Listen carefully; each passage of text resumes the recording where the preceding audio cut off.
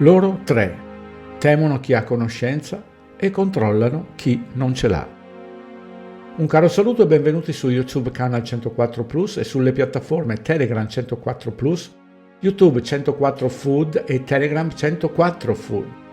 Il fornitissimo indice alfabetico permette di accedere a migliaia e migliaia di voci da visionare e scaricare liberamente fra video, documenti e audio.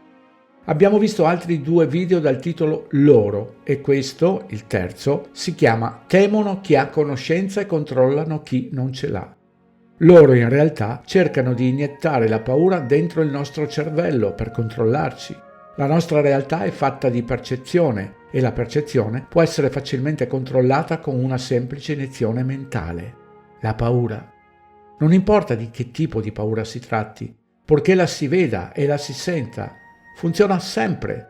Ogni paura è progettata per controllare e tutto ruota attorno al controllo.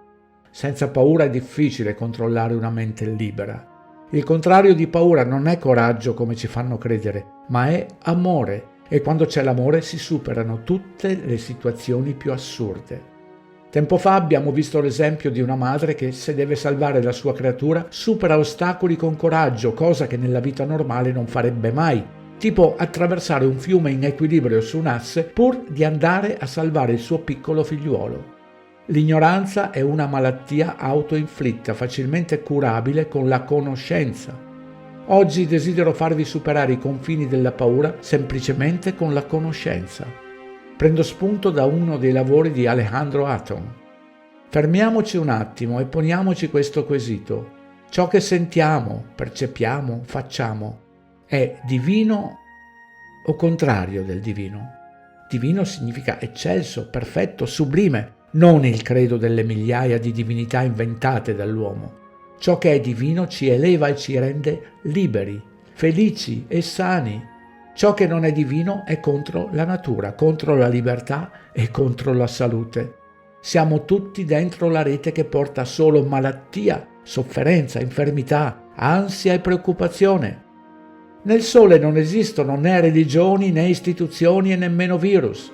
Nella società odierna siamo arrivati a creare gli zombies e siccome trascorriamo intere giornate contemplando gli schermi LED blu dei monitor e dei telefonini, abbiamo dimenticato di osservare il sole, anche perché il loro obiettivo è oscurarlo, il sole, e sicuramente non saranno le ultime notizie che contempliamo attraverso i device a guarirci e vivere nello stato di divinità.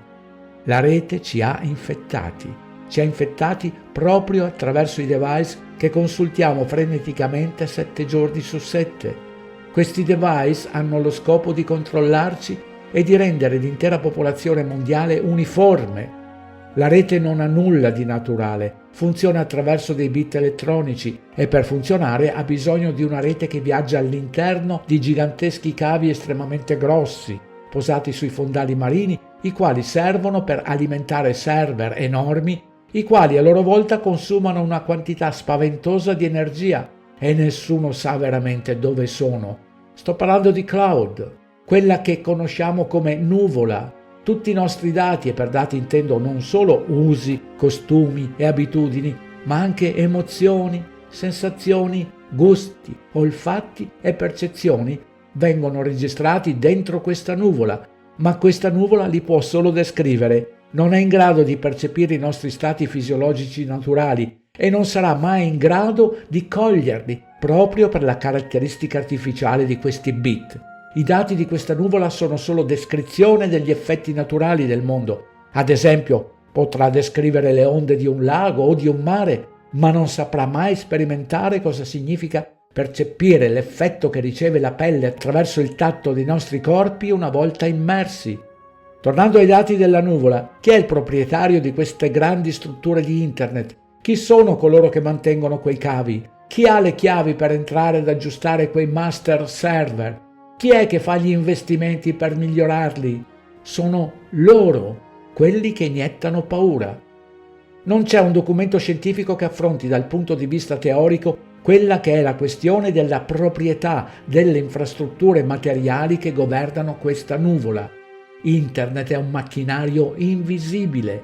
Non vediamo mai le grandi infrastrutture che alimentano la nostra attività online. e nella maggior parte dei casi siamo molto lontani dall'essere consapevoli di questi processi.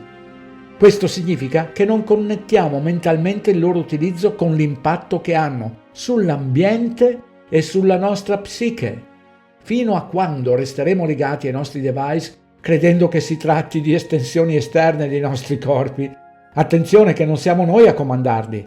Non riusciremo mai a trovare la radice dell'inganno e la nostra consapevolezza sarà solo autoinganno. Le nostre paure saranno solo il prodotto creato dalla nostra psiche.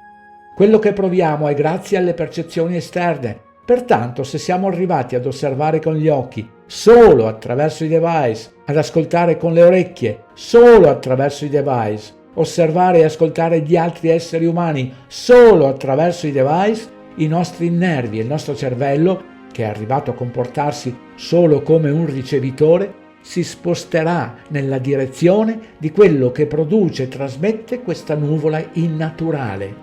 Hanno usato il distanziamento attraverso la paura, alimentano continuamente la paura spingendoci a vivere in ambienti troppo ristretti, ma non abbiamo ripristinato abbracci, dialoghi, contatti naturali del gruppo degli esseri umani consapevoli. Liberiamoci dai device e torniamo nella natura con consapevolezza.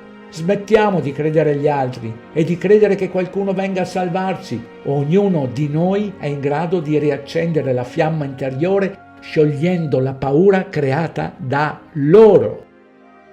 Grazie di aver ascoltato fino alla fine. Sono sempre in pronta consegna i libri Il risveglio e Il secolare nuovo ordine del male. Anche il semplice valore di una buona tazzina di caffè è più che gradito.